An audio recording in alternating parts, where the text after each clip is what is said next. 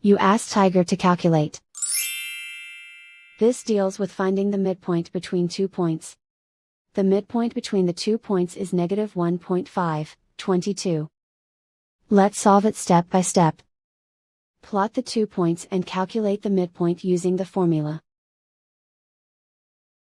The coordinates of point 1 are, x1 equals negative 59, y1 equals 48. The coordinates of point 2 are, x2 equals 56, y2 equals negative 4.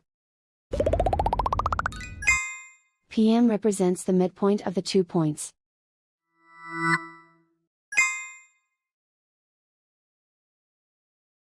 Use the x values in the midpoint formula to find the midpoints x. x1 equals negative 59. x2 equals 56. Simplify the arithmetic.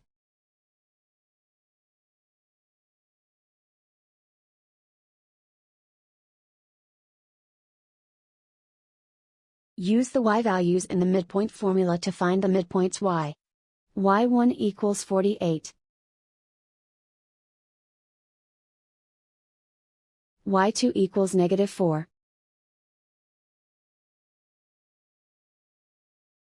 Simplify the arithmetic.